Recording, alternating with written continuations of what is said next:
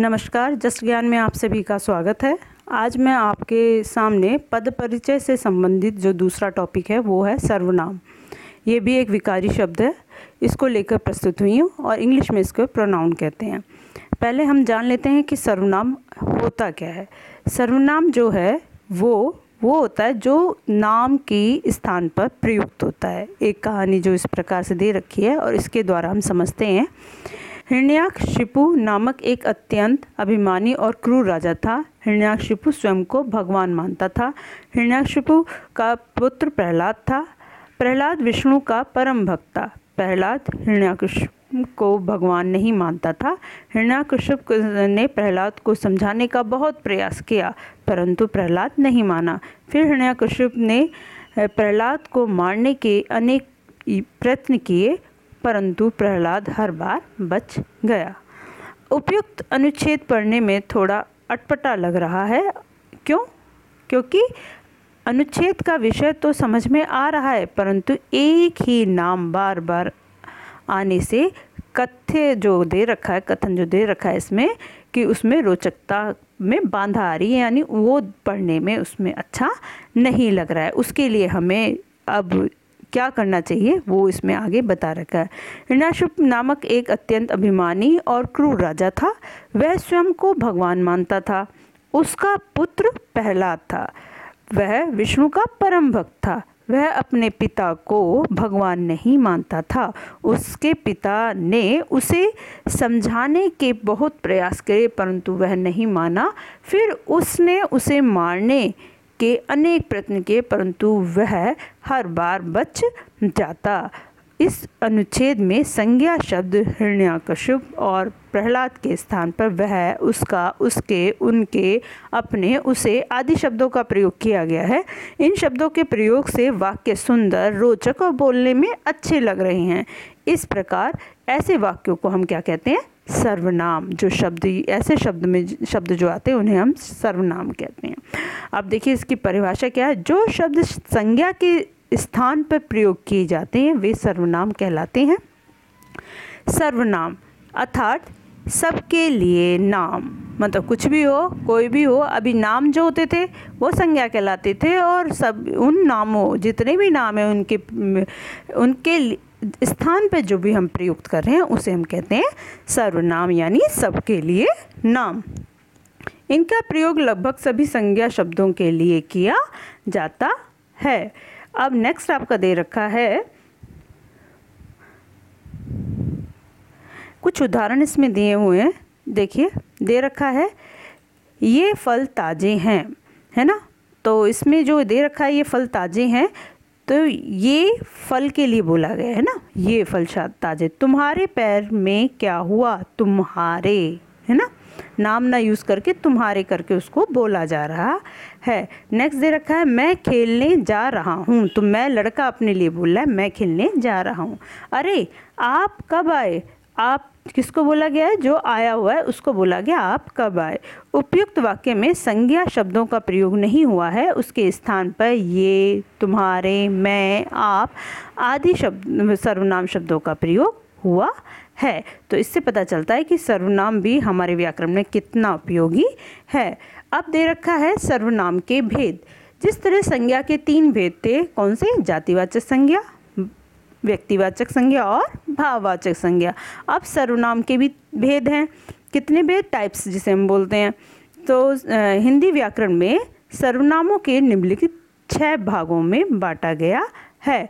कैसे? पुरुषवाचक सर्वनाम, निश्चयवाचक सर्वनाम, अनिश्चयवाचक सर्वनाम, प्रश्नवाचक सर्वनाम, संबंधवाचक सर्वनाम और निजवाचक सर्वनाम। कुल मिलाकर ये 6 प्रकार के होते हैं। सबसे पहले पुरुषवाचक सर्वनाम, जो कि आपके बहुत ही ज़्यादा इम्पोर्टेंट पार्ट है पूरे सर्वनाम में, क्योंकि अधिकतर इसी का सबसे ज़्यादा यूज़ होता है। और सब होते हैं लेकिन ये इसका सबसे ज़्यादा उपयोग होता है।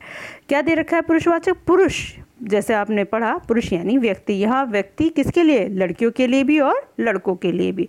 तो उनको हमने पुरुषवाचक सर्वनाम में रखा है।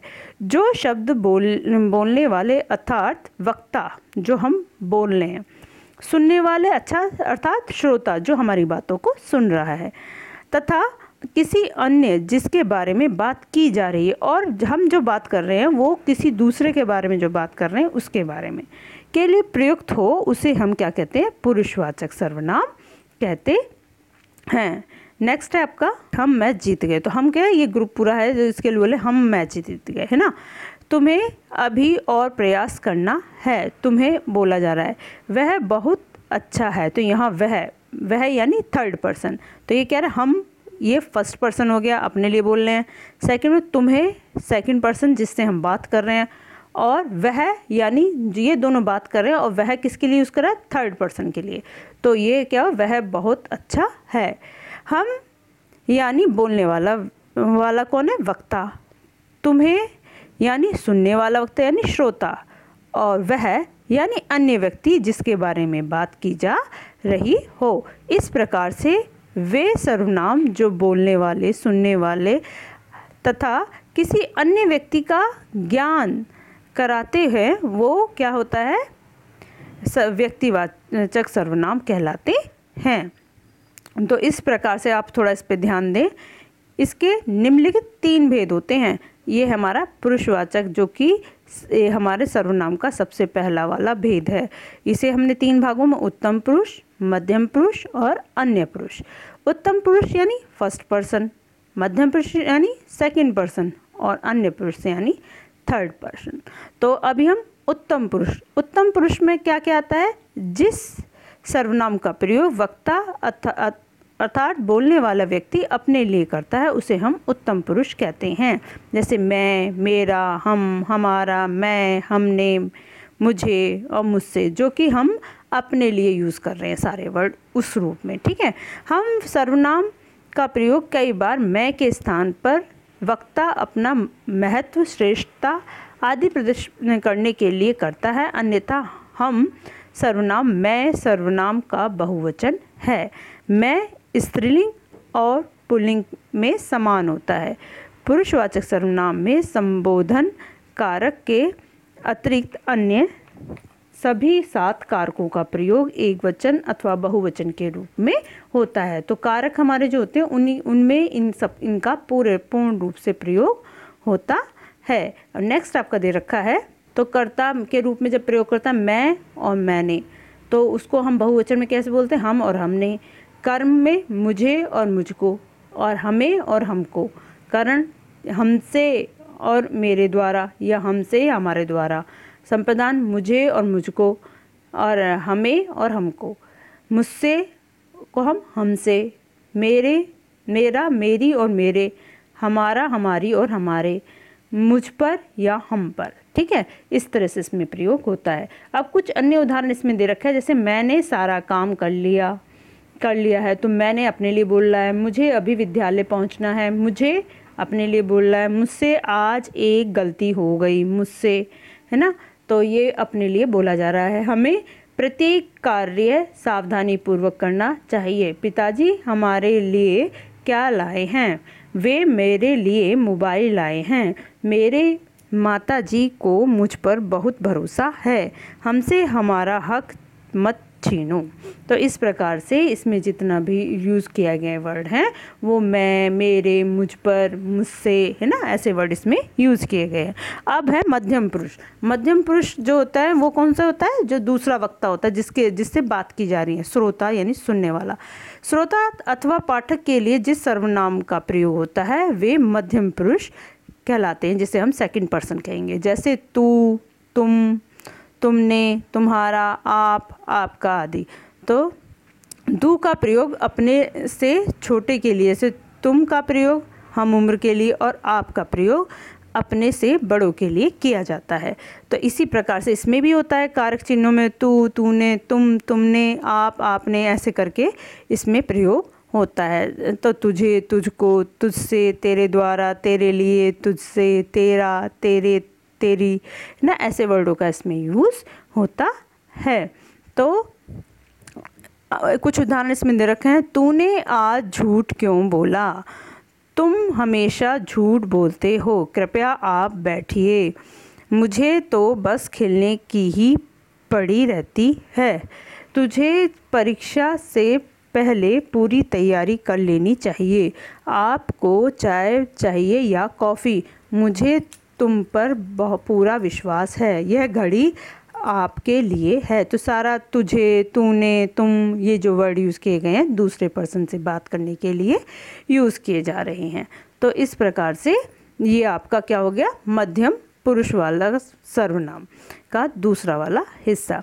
अब अन्य पुरुष में क्या आता है? बोलने वाला जिसके विषय में कुछ बात बोली जा रही है या बातचीत करता है, उसके लिए प्रयोग किए गए सर्वनाम शब्द अन्य पुरुष कहलाता है, यानी थर्ड पर्सन। जैसे वह, वे, उनका, उसका, उनके या ये आदि।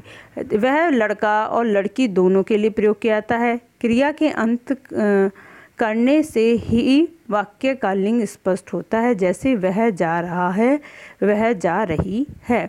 इसी प्रकार से कर्ता में जो आपके कारक चिन्ह है उसमें भी वैसे ही हो जाता है। वह का वे हो जाता है बहुवचन, उनके, उसने, उन्होंने, उसे, उन्हें, उनको, उसको और उनको, उसके या उसके द्वारा, उनके या उनके द्वारा, उसे, उसके लिए, उन्हें या उनके लिए, उससे, उनके, मतलब ये जो थर्ड पर्सन के लिए ये सब चीज़ यूज़ होती हैं। इसके कुछ उदाहरण कुछ इस प्रकार से हैं, जैसे दे रखा है, वह कल विद्यालय नहीं गया, वे बहुत अच्छे खिलाड़ी हैं, उससे तो बात करना बेवकूफ़ी है, केवल उसके लिए बस पूरे 10 मिनट रुकी रही, उन्हें दूसरों का मज़ाक बनाने में बहुत मज़ा आता है, उनकी तस्वीर उसे वापस कर दो। अब इसमें आपका ये था कौन सा, पुरुषवाचक सर्वनाम। अब दूसरा भेद आपका निश्चयवाचक सर्वनाम। निश्चयवाचक सर्वनाम में होता है कि कोई भी जो चीज़ होती है वो निश्चित होती है, कि जो भी वो बोल रहा है कि ये कन्फर्म है, निश्चित है। कैसे?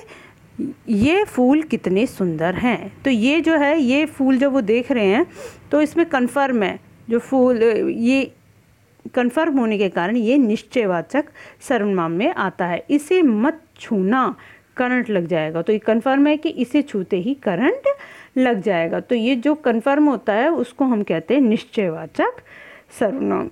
नेक्स्ट दे रखा है, मेरा घर वह दूसरे नंबर वाला है, तो वो बता रहा है वह दूसरे नंबर वाला है, यानी उसको कन्फर्म करके बता दिया है। इसने पत्थर फेंका है, इसे मालूम है फेंकने वाला बच्चा यही है, पत्थर फेंकने वाला बच्चा यही है। तो ये सब हमारे कौन सा, निश्चयवाचक सर्वनाम। उपयुक्त वाक्यों में ये, उसे, वह, इसने आदि शब्द एक निश्चित वस्तु या व्यक्ति की ओर संकेत कर रहे हैं, अतः ये निश्चयवाचक सर्वनाम हैं। जो सर्वनाम शब्द किसी निकट या अथवा दूर की वस्तु या व्यक्ति का निश्चित बोध कराते हैं वह निश्चयवाचक सर्वनाम कहलाते हैं। निश्चयवाचक सर्वनाम को संकेतवाचक सर्वनाम भी कहा जाता है। वह अथवा वे पुरुषवाचक अथवा तथा निश्चयवाचक दोनों ही सर्वनामों का प्रयोग किया जाता है। उपयुक्त अन्य उदाहरण कौन कौन से हैं? इसने ही कार का शीशा तोड़ा है, यह पुस्तक मोहन को दे दो, तुम्हें ही मुंबई जाना है, ये यहाँ क्या कर रहे हैं, वे पढ़ रहे हैं, वह कमीज शाम की है। अब यहाँ पर ये सब चीज़ें ये कन्फर्म बता रहे हैं, यानी निश्चितता का बोध दे रहे हैं, इसीलिए इसे निश्चयवाचक सर्वनाम कहते हैं। अब दे रखा है अनिश्चयवाचक सर्वनाम। अनिश्चयवाचक सर्वनाम कौन सा होता है? जिसमें जो भी बोल रहा है वो निश्चित नहीं होता है। जैसे वहाँ कौन बैठा है, उसे नहीं मालूम है कौन है वहाँ पर, तो ये जो होते हैं ये अधिकतर आपके कैसे क्वेश्चन टाइप में आते हैं। कोई दरवाजे पर खड़ा है, तो कोई नहीं मालूम है कि कौन दरवाजे पर खड़ा है। अरे देखो दाल में कुछ गिर गया है ना। आगे दे रखा है वहाँ कितना कूड़ा पड़ा है, तो जो वहाँ कितना कूड़ा पड़ा है तो ये सब बता रहा है कि कितना है नहीं मालूम है। उपयुक्त वाक्य में कौन, कोई, कुछ, कितना आदि शब्द अनिश्चय व्यक्ति या वस्तु के संबंध में बता रहे हैं, अतः यह अनिश्चयवाचक सर्वनाम है। जिन सर्वनाम शब्दों से किसी वस्तु या व्यक्ति की निश्चित बोध ना हो उसे अनिश्चयवाचक सर्वनाम कहते हैं। अनिश्चयवाचक सर्वनाम शब्द कौन, कोई, कुछ, बहुत, कुछ, कोई ना कोई, कितना आदि होते हैं। प्राय कोई शब्द का प्रयोग सजीव के लिए तथा कुछ का प्रयोग निर्जीव के लिए किया जाता है। अब आगे दे रखा है आपका, जैसे कुछ उदाहरण हैं। कमरे में सारा सामान बिखरा है, लगता है कमरे में कोई घुसा है। और कौन घुसा था ये नहीं मालूम, कोई घुसा है, तो ये कहाँ क्या आएगा आपका अनिश्चयवाचक सर्वनाम। मुझे बहुत तेज भूख लगी है, कुछ खाने को चाहिए। कुछ। दूध में कुछ अजीब सा स्वाद आ रहा है। कुछ। अब और कितना सामान रखना है। कितना। बाहर देखो कौन खड़ा है। कौन। पिताजी, कोई आपसे मिलने आया है। कोई। आज कुछ न कुछ जरूर होगा। कुछ न कुछ। मैच की आखिरी गेंद में बहुत कुछ हो सकता है। तो क्या होगा, बहुत कुछ। इस तरह से अनिश्चयवाचक सर्वनाम। अभी तक हमने जो पढ़ा दिए कौन से, पुरुषवाचक सर्वनाम, निश्चयवाचक सर्वनाम और अनिश्चयवाचक सर्वनाम। अब हमारा उसका चौथा वाला भेद है, वो है प्रश्नवाचक सर्वनाम। प्रश्नवाचक जो सर्वनाम है, तुम यहाँ क्या करे, क्वेश्चन किया है प्रश्नवाचक सर्वनाम, यानी जितने भी आपके क्वेश्चन करे हुए आंसर नहीं मिल रहा है उसको हम बोलते हैं डायरेक्ट क्वेश्चन करना। तुम किससे झगड़ रहे थे। ठीक है। अब नेक्स्ट दे रखा है आपका, यह किसका सामान है। यह किसका सामान है। किसका सामान है, तो इसको पूछा गया है। कौन हेड गर्ल चुनी है, तो हेड गर्ल कौन चुनी गई, वो। उपयुक्त वाक्य में क्या, किससे, किसका, कौन आदि शब्दों का प्रयोग किसी व्यक्ति अथवा वस्तु के विषय में कुछ पूछने के लिए किया गया है। अतः ये सभी शब्द कौन से होते हैं, प्रश्नवाचक सर्वनाम कहलाते हैं। किसी व्यक्ति, वस्तु अथवा स्थान के विषय में प्रश्न का बोध कराने वाले शब्द जो होते हैं वो प्रश्नवाचक सर्वनाम कहलाते हैं। तो इस प्रकार से नेक्स्ट आपका दे रखा है, कौन शब्द का प्रयोग व्यक्ति के लिए किया गया है और क्या शब्द का प्रयोग वस्तु के लिए किया गया है। कितने। अच्छा, कुछ उदाहरण इस प्रकार से हैं। किसके साथ दिल्ली जा रहे हो। किसने तुम्हें यह उपहार दिया। कौन तुम्हारे पीछे पड़ा है। क्या कल नहीं आओगे। किसका पत्र पढ़ रहे हो। कौन है वहाँ। आप कहाँ गए थे। कौन मुझे बुला रहा है। तो ये सारे क्वेश्चन मार्क वाले जो आते हैं क्वेश्चन समझो, प्रश्नवाचक सर्वनाम कहलाते हैं।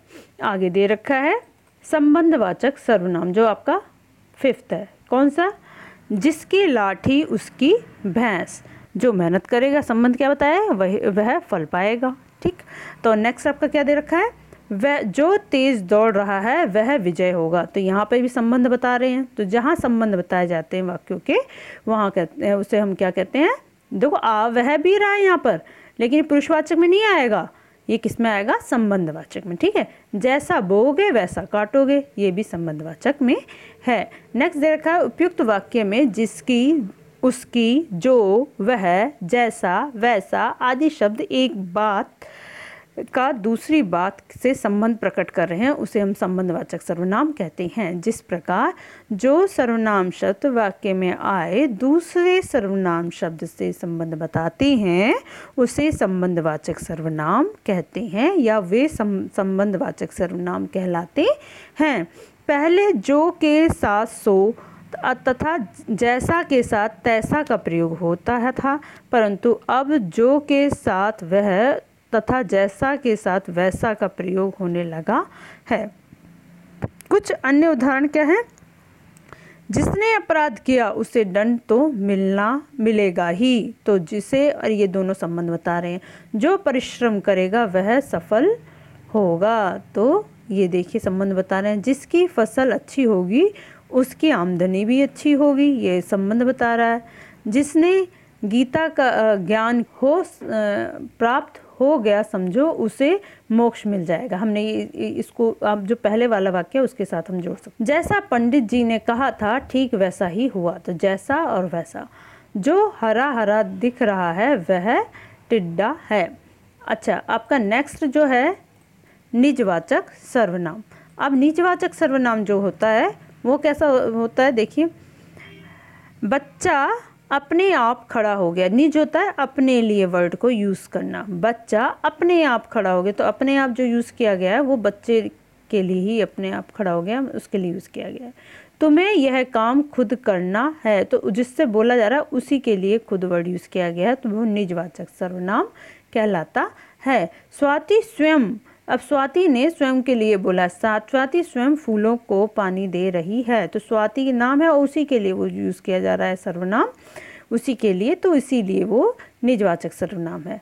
यह निबंध मैंने अपने आप लिखा है, तो ये निबंध मैंने अपने आप, वो अपने लिए ही अपने आप का वर्ड यूज़ किया गया है, इसलिए वह निजवाचक सर्वनाम है। उपयुक्त वाक्य में अपने आप, खुद, स्वयं आदि शब्द कर्ताओं के साथ अपनापन बता रहे हैं, अतः उसे निजवाचक सर्वनाम कहते हैं, यानी जो आपको अपनापन का बोध कराता है।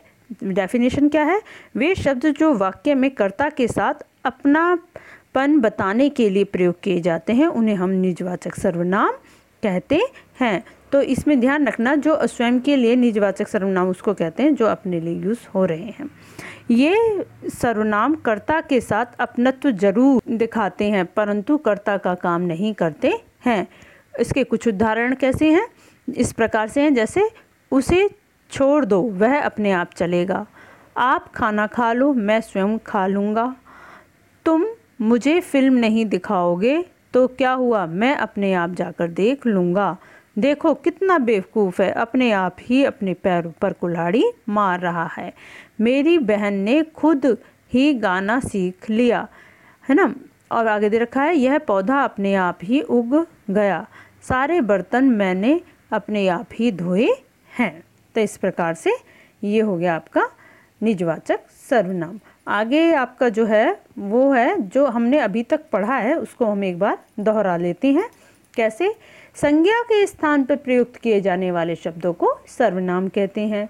सर्वनाम के निम्नलिखित 6 भेद होते हैं: पुरुषवाचक, निश्चयवाचक, अनिश्चयवाचक, प्रश्नवाचक, संबंधवाचक और निजवाचक। पुरुषवाचक सर्वनाम के 3 भेद होते हैं: उत्तम पुरुष, मध्यम पुरुष और अन्य पुरुष। ये सर्वनाम का प्रयोग मैं सर्वनाम का प्रयोग स्त्रीलिंग या पुल्लिंग में एक समान होता है। उत्तम पुरुष में हम का प्रयोग कई बार मैं के स्थान पर वक्ता के महत्व और उनके बड़प्पन या अथवा श्रोता को दर्शाने के लिए भी किया जाता है। वह लड़का और लड़की दोनों के लिए प्रयोग किया जाता है। निश्चयवाचक सर्वनाम को संकेतवाचक सर्वनाम भी कहते हैं।